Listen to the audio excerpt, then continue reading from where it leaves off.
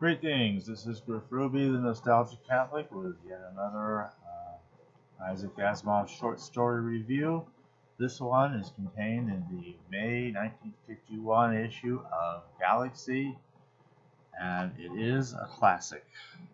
It is the story, as listed on here, a novelette known as Hostess by Isaac Asimov. And you can't see it in there very well, but it's page 86. Now we get to page 86, and this story came with some very nice artwork, several pieces of artwork. This we kind of have to get the full spread here, because this is a scene from fairly early in the story, wherein the husband and the wife, she's just come home and he's maybe already there with his pipe. And she works professionally as a biologist, and he works professionally as a policeman. And they're about to have some discussion. The guy still has his pipe in front of his face almost. So you can see it says Hostess. There's a little blurb. I'll read the blurb from the publisher, and it's illustrated by EMSH. Okay. Inviting the extraterrestrial was politeness only, but she could have asked her husband. Well, there's a whole lot behind all that comes out in the course of the story, which is kind of cool. Now there's some more artwork along the way, which comes in along the way. Let's see if I can get this right here. And there they are. I guess they're supposed to be at the dinner table. You see the two of them, like they're sitting down, yet somehow their heads are almost level with this other creature, and an alien creature who, by his very nature, cannot sit down. You can see he actually has four legs at the bottom, plus his kind of arm-like things in front, and a very looks kind of reptilian. It's really more of a bovine head. The chews side to side. It's kind of an interesting little detail. It makes it really seem genuinely alien. If you ever made a movie of it, you really see, this is a very alien creature. So anyway, but later on, at a bit of a climax scene, the policeman husband, who at first kind of seemed like he didn't want to bother with this sort of thing, has gotten very involved in it, and now he's actually questioning this alien rather sharply. He's actually holding there, if you look closely, he's got a little gun, called it a needle gun. We'll be seeing more of those, or at least reading more about needle guns in other Isaac Asimov stories. And he's also taken a small canister of cyanide gas that the creature needs to sustain its breathing. He's taken that away, and it's like slow torture. The creature can't have a tiny dose of cyanide to take in with his breathing, and presumably he doesn't breathe it back out. So they can be all right. So it starts with this whole thing where at first the alien is going to be staying while visiting Earth. He's staying with this couple, and there's a guest room. I mean, all the facilities are just right for this sort of thing. So there's no good reason the alien, couldn't stay with them. But there's more to all of this. The alien, as it turns out, wanted somebody that was on the investigative force. And the biologist and the two was just perfect for what he was trying to do. He had a very specific study that he was attempting to make. So, but this is where things get a little more interesting here. The story as it appeared originally, up until a certain point, I couldn't find anything except one small misspelled word, which got corrected in the current form as published in Nightfall and Other Stories. So, and it is published as the title Hostess in both places. But when we get down to the end, there is a significant difference. This is not just one or two things I can quote and say, oh, look here, this read this and that read that. The difference between them is much more substantial. The whole ending, although the plot remains the same, there's some sort of a disease that gets spread among humans and somehow can waft its way through space somewhat, but all the more easily travel through space now that you got all this interspatial, stellar traffic between Earth and some other four different alien intelligences. One of which concerns us here. This five all in all, including humans, but one of them is here. There's another three of them that are hinted at, but we don't know a thing about them. This kind of may allude to some of his earlier stories where there'd be several intelligences in the galaxy and they'd get together. So it kind of harks back to that. The humans, once again, are somewhat unique because they're the only one of the five that came up from carnivores rather than from bovine, grass-chewing type creatures. So they're also the only one apparently with metal enzymes, iron namely, in their blood, although apparently copper-based enzymes are known to exist in lower life forms or something. I'm not sure where that's supposed to be. Vulcans, perhaps? Anyway, so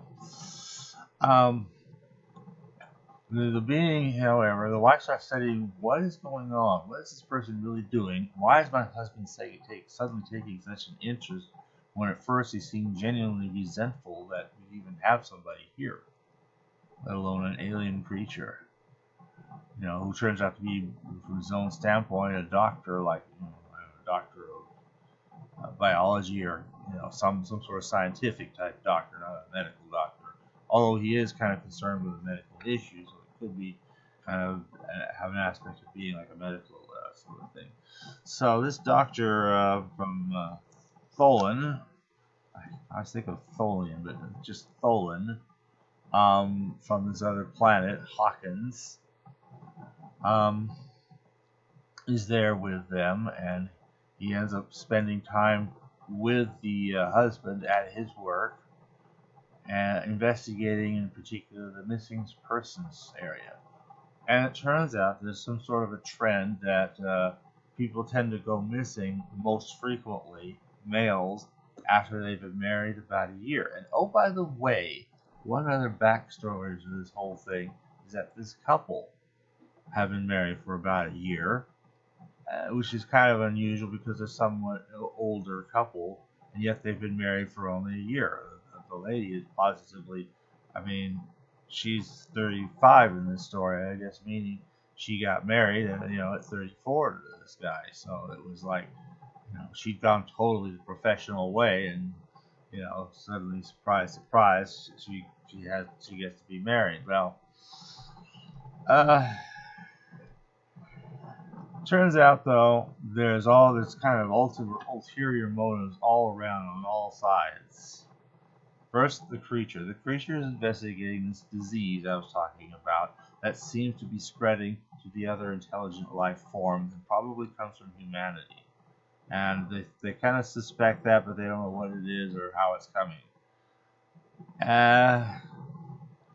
The word hostess is kind of a pun. You think of a hostess because she, invites them. She's being hospitable. She treats them to a nice meal. Being the good hostess in the normal sense of the word. But there's also a host or hostess, like parasite and host kind of relationship. And indeed, apparently, there's some parasitic life form involved here. So there's another thing. You could think of it as a sixth intelligence. But again, this gets to part of where these things diverge. Now, as I read these things, I usually like to read the ordinary current one you find in the books first, just to kind of get generally familiar with the story and know how it is. And then I'll go back as a second reading to read it in its original publication. And that would be that A, lets me kind of compare the two, and B, as I read the story, kind of having a little more idea of who's who and what's what. I can kind of see the clues along the way and make a little more sense of them as they appear. So that's kind of helpful in my understanding the story better. But as I'm going through, like I said, up to a certain point, they're absolutely identical to the best I can tell, other than one typo. But then after that, they take very different courses, and what's different is what is the nature of the disease. Starting with the book form, let's see here. All right. She sat there numbly. There was no desire to sleep, no desire to move. She kept her mind traveling in tight circles. Oh, her husband, by the way, ends up killing the alien creature. I'll save those plot reasons for as a spoiler that I will not spoil. So, because there's a story here of what happens, but what's going on is, I think, of some interest because of how it changed. Okay, so he had just killed the creature and was going to take him off into the night to dispose of the dead body, I guess. And she's sitting there alone at the house, kind of wondering what to make of the whole situation. And then there's a paragraph here. Parasitic minds. Was it only a coincidence? Or was it some queer racial memory, some tenuous, long-sustained wisp of tradition or insight, stretching back through incredible millennia that kept current in the odd myth of human beginnings? She thought to herself. There were two intelligences on earth to begin with. There were humans in the Garden of Eden, and also the serpent, which was more subtle than any beast in the field. The serpent infected man, and as a result lost its limbs. Okay, well, we get a little bit allegorical here, but the allegory, itself, while being just allegory, is at any rate some sort of mental virus. We'll play into that in a moment here. So now, let's see, she wonders the same thing again. The print's kind of small. So, there we go.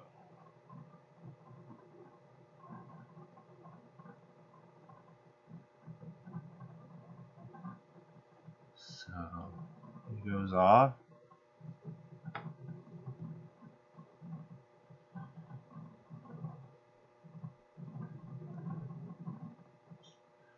Okay, she sat there numbly. There was no desire to sleep, no desire to move. She kept her mind traveling in tight circles, away from the things she knew what she wanted to know.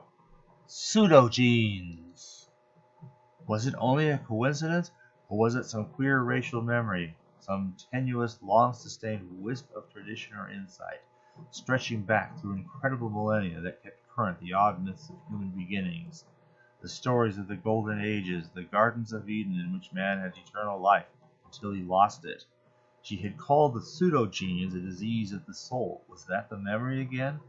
The memory of the world in which sin entered, which the soul grew diseased, and into which, as a consequence, death entered? So apparently they have something called pseudogenes. Now, I like the original, I think, a lot better. It's more, obviously, if somewhat conventionally, scientific in the good old-fashioned hard science sense of the word.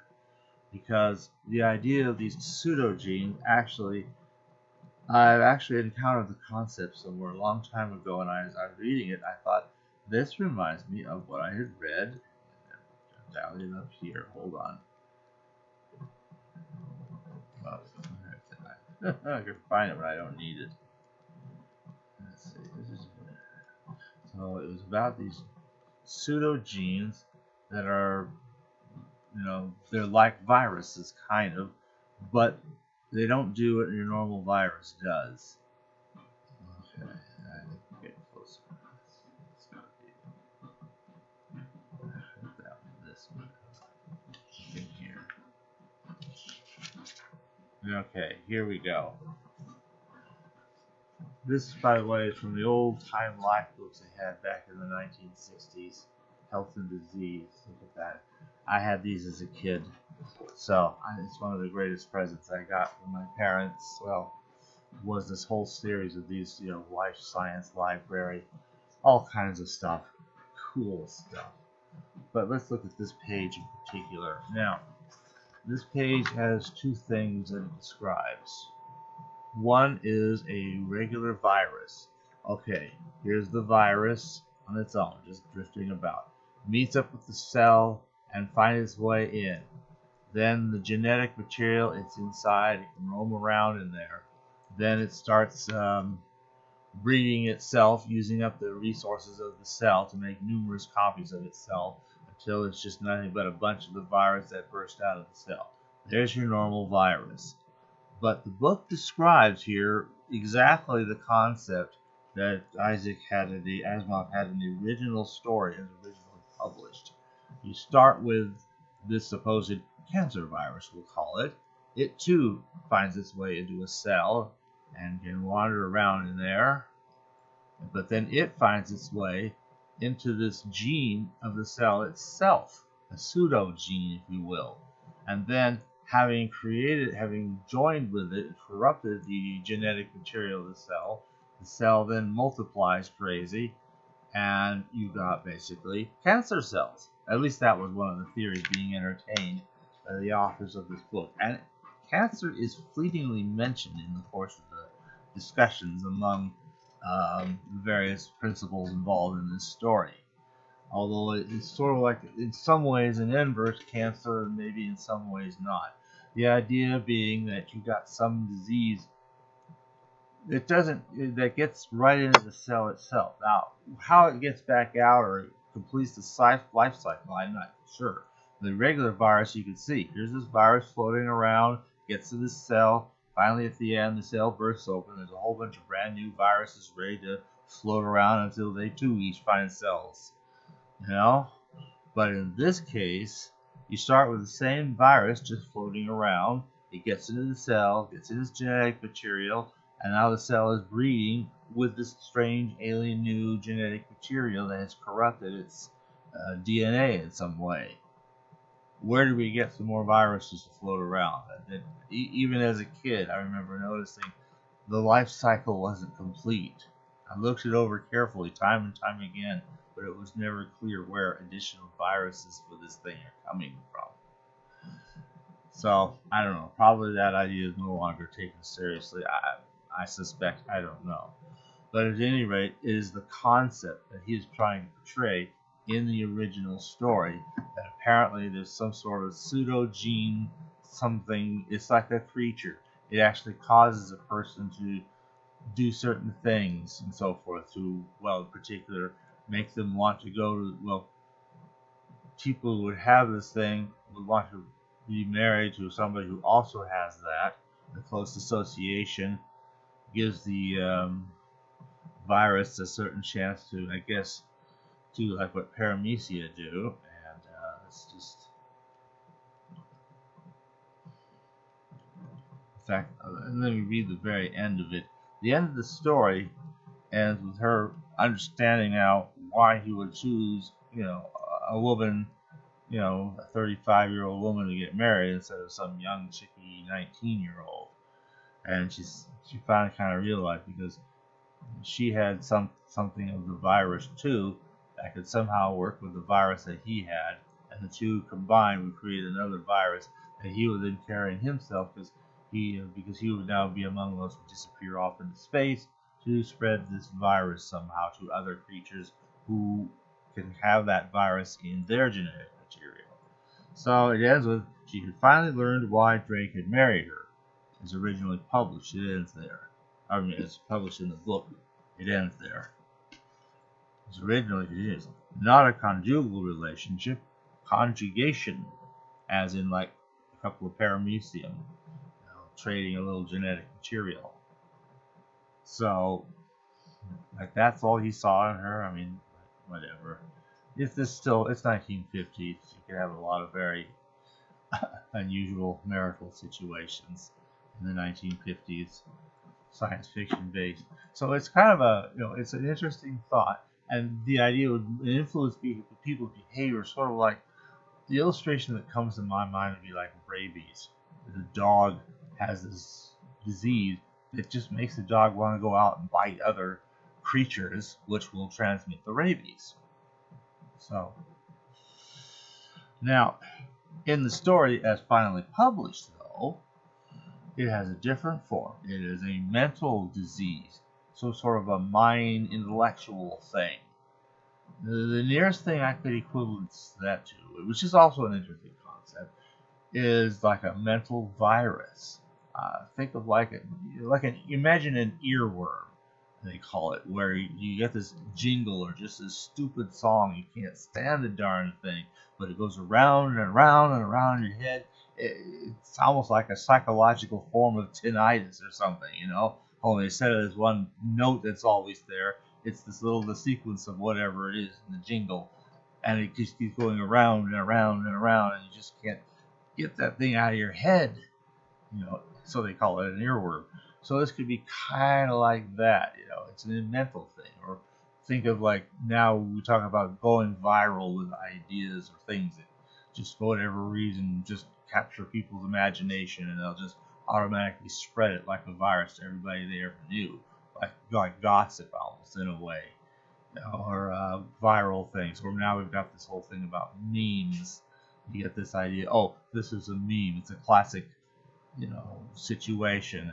You know, you could just say something and, you know, like, damn, Daniel. And it's like, oh, we all remember when some kid was impressed the way his friend Daniel dressed, and he would just say, damn, Daniel. And it's like, you hear this, you know, it's memes.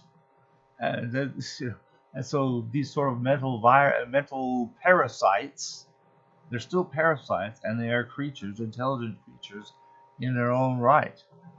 Sounds almost like demonic possession in a way. I don't know, but it's a weird concept, and but I don't know. From a scientific standpoint, it just seems a little less precise and a little more mystical. If I, you know, in the sense that science fiction should try to avoid as much as possible, I think. So I'm not totally sure why he changed it, but this to me is a fairly significant change. The later version is interesting too, because the overall plot remains surprisingly the same, despite the fact that the disease itself that the alien is investigating, that the man turns out to have his part, and that the wife turns out surprisingly to have her part. So it's like it all kind of comes together. You know, all of that and what happens as a result of that, the whole denouement of the story is identical. It's just the disease itself goes from being this mysterious pseudo gene thing that gets transmitted into the very DNA of our cells, and somehow accounting for the fact that we age, we stop growing. We don't just grow like trees. Apparently, these other alien beings are used to growing like trees, but sometimes they'll stop growing and then they will die. And in them, they die quickly of not growing bigger anymore. Whereas we can stop growing when we reach adulthood. We stop growing. We're used to this parasite, so whichever their mental disease or pseudo gene, take your pick, and can therefore handle having this disease for a protracted period of time. And what happens is we attain full stature as an adult. This thing has prevented us from growing, but we are sufficiently immune to its problems to be able to survive for some number of decades beyond that, you know, at a single stature. Whereas all the other four life forms of the intelligent life forms of the galaxy, they need to keep growing. Even if the growth gets slow, it keeps going, sort of like a tree. It just keeps going. And except if they have this mysterious condition where they cannot grow anymore, and that means they're going to die, you know, fairly soon. And it's like it's a disease, and they would sometimes get it even before there was contact, but it was rare because this thing had floated through space somehow. Now all of a sudden they're getting it all the time because these humans who run away and become missing persons go off into space and in some way transmit the disease and never return. I'm not sure what's going on there. There's definitely some loose ends here. Even as that cancer gene description had the loose end of not explaining. Now, where do we get some more of these cancer viruses floating around? And it didn't finish the life cycle. So here, we're not getting the whole life cycle. Anyway, as you can see, in both of its forms, it's an interesting, if somewhat long story, a little bit tedious in places, but the discussions about, you know, all these different concepts of science and contagious and virology, whether we're talking the mental virus or the physical pseudogene virus, you know, all these kinds of things are, you know, always very interesting. It's kind of like putting a real story around what is in many ways more conversations in a room. Because, I mean, the conversations all take place pretty much at home. The lady will go off to the library and she looks a bunch of stuff up, but there's no conversation. She just goes to the library, looks a bunch of stuff up, comes back home finally. And, the guy has obviously been with the preacher at his office, missing persons department in particular. Gave him the tour of the police station, I guess, or whatever, and so forth. And she has her job also at the desk somewhere as a biologist that she does some work at. But you barely see, but that's her normal job. She's a real professional job.